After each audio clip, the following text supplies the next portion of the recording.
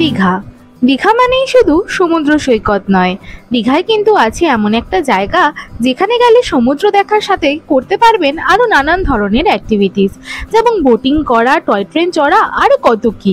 তাই চলুন আজ আপনাদেরও নিয়ে যাই আমার সাথে দীঘার এই পার্কে, আর ঘুরে দেখি প্রতিটা কর্নার্স কোথায় কি কি রয়েছে, কেমন কি দাম রয়েছে সবটা। তাই চলুন আর কথা না বাড়িয়ে আজকের এই ইন্টারেস্টিং ভিডিওটা এইবার শুরু করা যাক।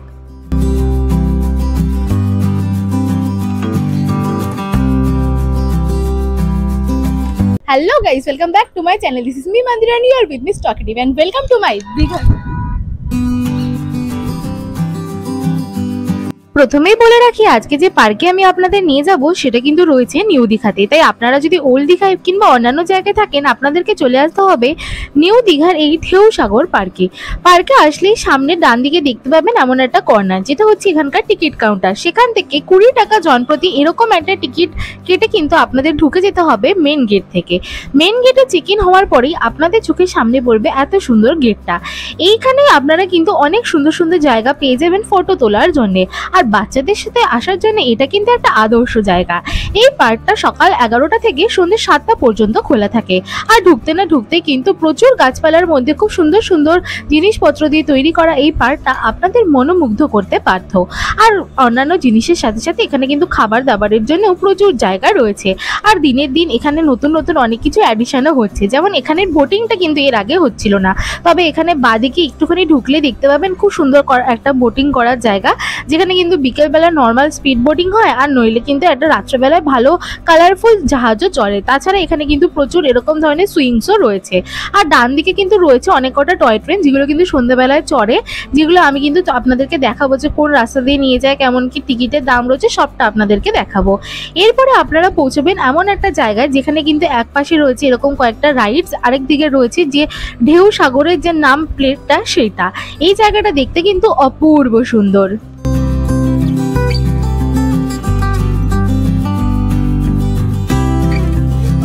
এই পার্কে কেমন কি কি অ্যাক্টিভিটিস রয়েছে সেটারও কিন্তু একটা বোর্ড রয়েছে এই পার্কে, তাই সেখান থেকে দেখে নিতে পারবেন যে আপনাদের কোন দিকে যেতে হবে। এখানে কিন্তু আরও একটা নতুন জিনিস আমার চোখে পড়লো, সেটা হচ্ছে বার্ডসের এই একটা গ্যালারি মতো করা রয়েছে। এখানে এখনো প্রচুর বার্ডস আসা বাকি রয়েছে, তবে যে জায়গাটা তৈরি হচ্ছে সেটা দেখতে কিন্তু এখন বেশ মোটামুটি সুন্দর। চারপাশে কিন্তু এরকম পুরো একটা আর্চ মতো করা রয়েছে, যার বাইরে রয়েছে ওপরে প্রচুর গাছপালা, আর ডান দিকে কিন্তু রয়েছে কয়েক ধরনের পাখি। তো চলুন দেখে নিচে কি কি পাখি এখন সেখানে রয়েছে।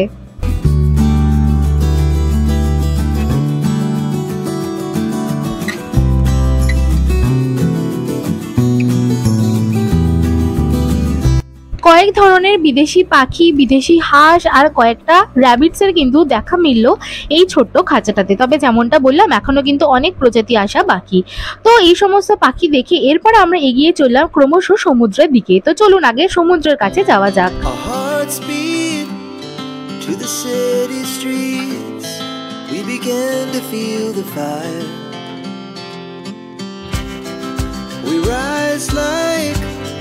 Tall buildings, as the chemicals they take us higher. The night's young and it's just begun, as she puts her hand in mine. We wanna chase the night, wanna dance to the light, pull stars from the sky just হাঁটতে হাঁটতে ক্রমশ এসে পড়েছিলাম সমুদ্রের একদমই সামনে, আর এই সামনেটা এত বড় বড় ঝাউ গাছের মধ্যে থেকে সূর্যাস্তের সময় সমুদ্রকে দেখতে লাগছিল জাস্ট আলাদাই সুন্দর।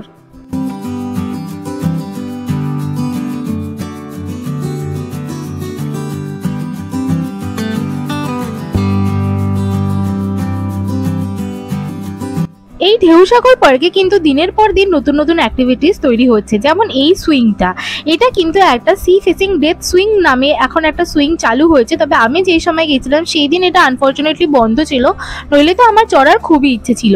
তো যাই হোক, সুইংয়ের পাশে কিন্তু বসারও এত সুন্দর সুন্দর জায়গা তোমরা পেয়ে যাবে, যেখান থেকে এত সুন্দর সমুদ্রকে তোমরা উপভোগ করতে পারবে।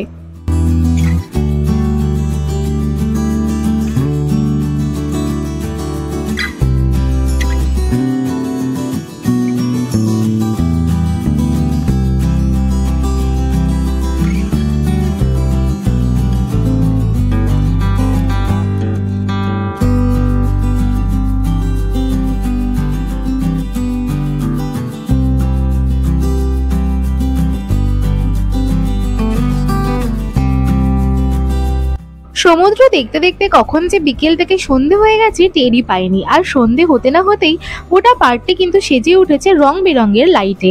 আর লাইট চলার সাথে সাথে কিন্তু একদমই পার্কের ভোলই বদলে গেছে। খুব সুন্দর লাইট দিয়ে সাজানো রয়েছে এই গোটা ঢেউসাগর পার্কটা। এখানে কিন্তু তোমরা দিনের বেলার সাথে সাথে রাত্রেবেলাতেও ভিজিট করতে পারবে। এটা যেন একটা আলাদাই রূপ হয় পার্কের।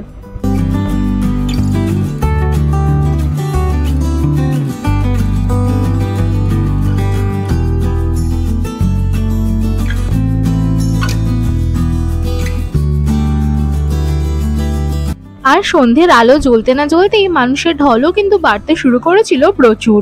আর দেখো এত সুন্দর সুন্দর লাইটের আর্চগুলো করা ছিল, তাই প্রত্যেকটা মানুষই কিন্তু এর সামনে দাঁড়িয়ে ফটো তুলছিল। তাই তোমরা যারা ফটো তুলতে ভালোবাসো একদিন কিন্তু সন্ধ্যাবেলায় অবশ্যই চলে যেতে ভুলো না ঢেউসাগর পার্কে। আর জাস্ট ভিড়টা দেখো।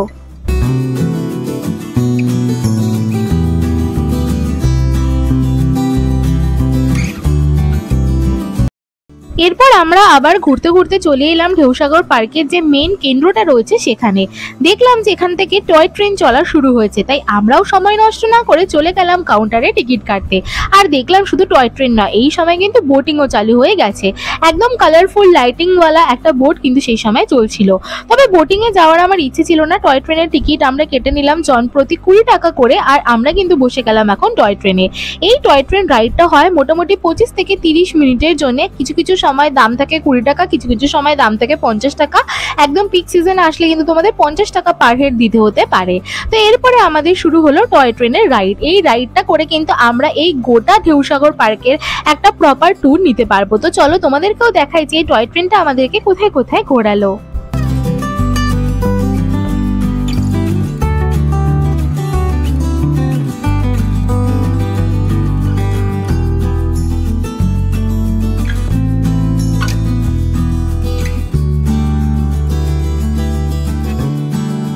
আমাদের টয় ট্রেন ক্রমশ এগিয়ে চলেছে মেইন গেটের দিকে। তোমরা যদি নিজেরা চড়তে চাও কিংবা তোমাদের সাথে যদি বাচ্চারা থাকে, এইটা কিন্তু একটা মাস্ট ডু অ্যাক্টিভিটিস। কোনো রকম রিস্কও নেই, আর তার সাথে কিন্তু বেশ মজাও আসে।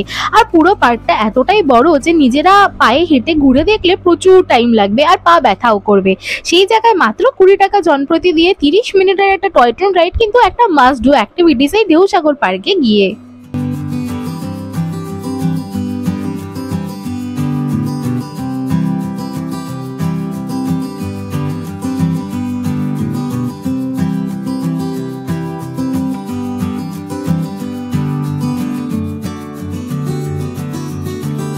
মেইন যে গেটটা রয়েছে সেটা থেকে ক্রমশ আমরা এখন ডান দিকে এগিয়ে চলেছি। দেখতেই পাচ্ছ একদম যে মেইন রোডটা রয়েছে যেখানে প্রচুর সারিবদ্ধভাবে সমস্ত হোটেলস রয়েছে, একদম তার সামনে দিয়ে এখন আমরা এগিয়ে চলেছি।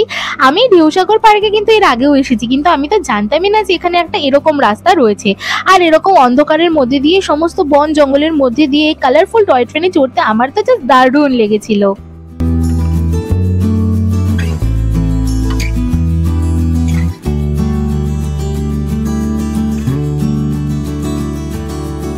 30 মিনিট রাইড শেষে আর প্রচুর বন জঙ্গলের মধ্যে দিয়ে আর পুকুর দেখতে দেখতে ফাইনালি আমরা আবার প্রবেশ করতে চলেছিলাম ঢেউসাগর পার্কে।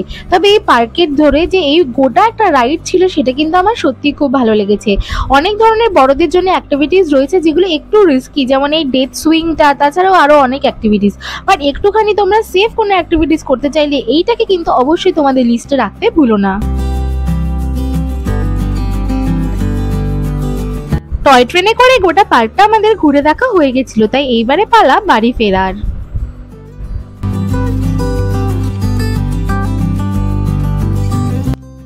গাইস, এই ছিল মোটামুটি ভিডিওটা যদি ভালো লেগে থাকে অবশ্যই একটা লাইক করে দিও, সাবস্ক্রাইব করে দিও তোমার বন্ধুদের সাথে, যাদের সাথে তোমরা এখন ছুটি কাটাতে আসতে চাও দীঘাতে। তো চলো দেখা হবে খুব তাড়াতাড়ি নতুন একটা ভিডিওর সাথে। তো বাই বাই।